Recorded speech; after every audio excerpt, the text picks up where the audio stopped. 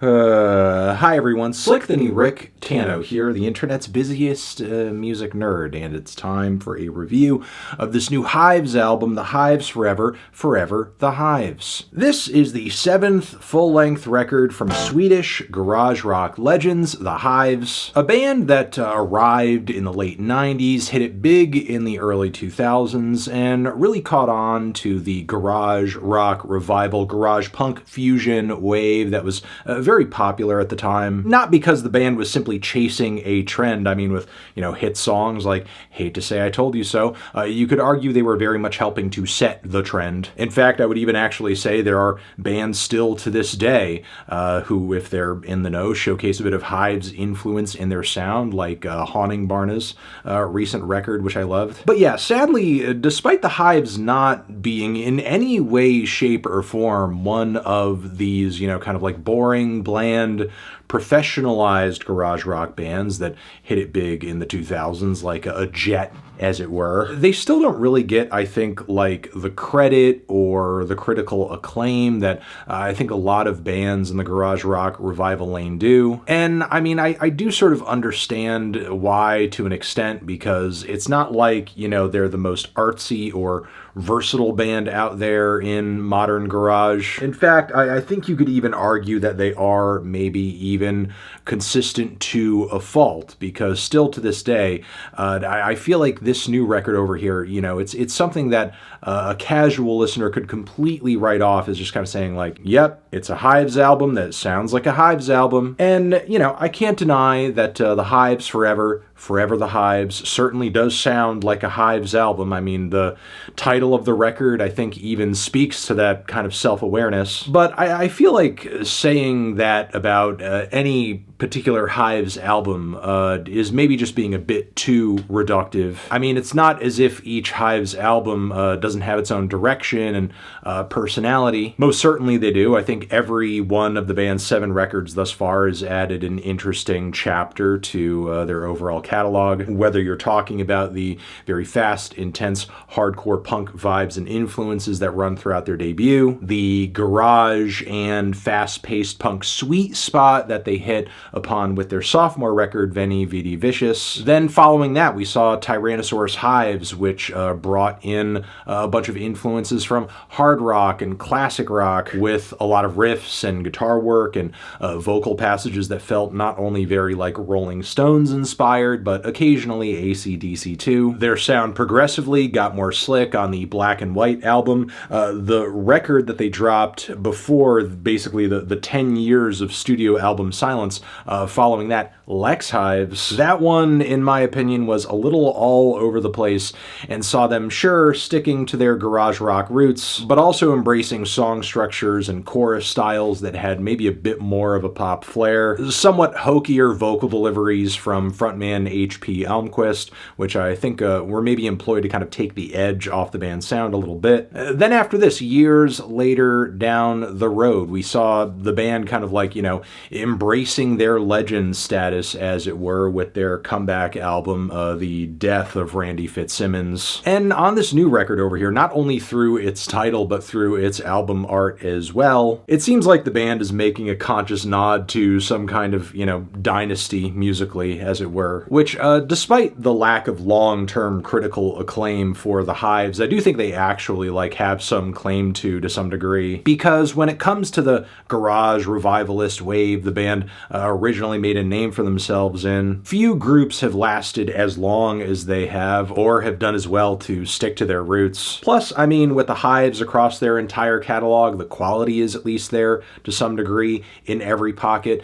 Even their worst records have a handful of great tunes. But I think this new LP over here could prove to be a real fan favorite, depending on what it is exactly you love from the group in certain parts of their catalog. I mean, if you very much favor the raw, noisy, wild performances of their first couple of records, then I think the Hives Forever, Forever the Hives is very much going to be for you. Because all over this record, the riffs, the drums, the vocals are gnarly, are blaring, are overdriven, are just intensely loud. The Hives Forever, Forever the Hives is truly one of the most deafening albums this band has put together in years. And that is apparent from really just the opening first full song on the record, Enough is Enough. A track that is every bit as confrontational as its title professes to be, not only through all of the fed-up, pent-up anger that is communicated through the chorus's central message, but even the opening lines of the song.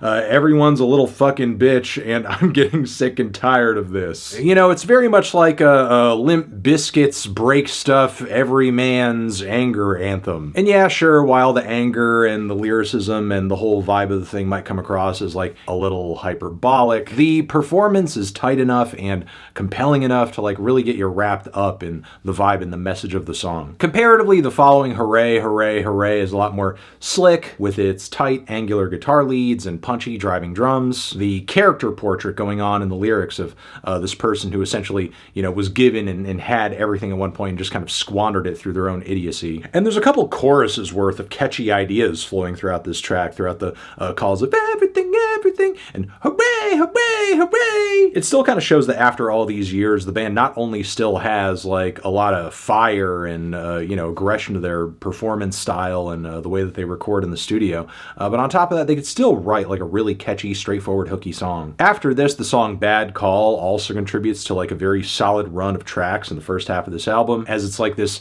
you know, nasty, low-down bruiser of a track with, you know, these bad call group vocals that once again are like kind of performatively nasty and dirty and sort of, you know, weirdly mean in the way that a classic AC/DC song is. But the Hives are still so good at pulling that energy off in a really convincing way. Following this, Paint a Picture is a track that not only does a great job of balancing garage and punk aesthetics like many songs off the band's second album, but also I really love the loose and unpredictable way in which they kind of break into a much slower tempo with pounding, driving rhythms and grooves going on behind the chorus. Like that slowdown and that change up is just so unforeseen and so random, but once the band like really locks into the groove after that transition, it sounds so goddamn good and cathartic. O.C.D.O.D is like another very early Hives track where they're really just like kind of firing on all cylinders, trying to like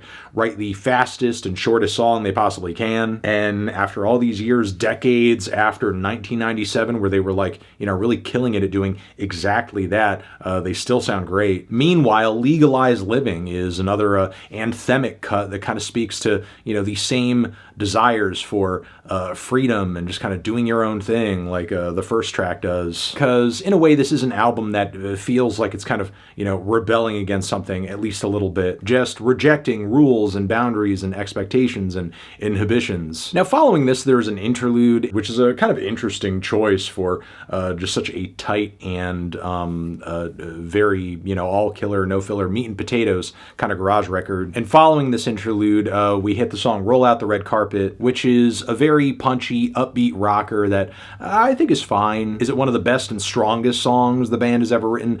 No, but if there's anything that's like really kind of holding it back, in my opinion, it's this weirdly abrupt transition that kind of comes through at the very end that brings the song to a very sudden close. It feels almost like a cop-out ending to a degree, I guess you could say. After this, Born a Rebel oozes a kind of theatrical energy that maybe some of my least favorite tracks from Lex Hives did from way back when. There's something about HP's vocals on this track combined with like the, you know, overly bent guitar leads that feel like they're trying to, you know, carry on the badassery of like a really nasty Link Ray song or something like that. I also love some of the subtle surf rock influence coming off the guitars on this track too, and it's just got one of the most infectious, just energetic group choruses on the entire record as well. They Can't Hear the Music is a pretty anthemic one I've been getting a lot out of. Even if it does move at such an aggressive pace, it's a little difficult to kind of savor the song. And even though after the interlude point, point on this record, I did find the back end to be maybe a little choppier. I do love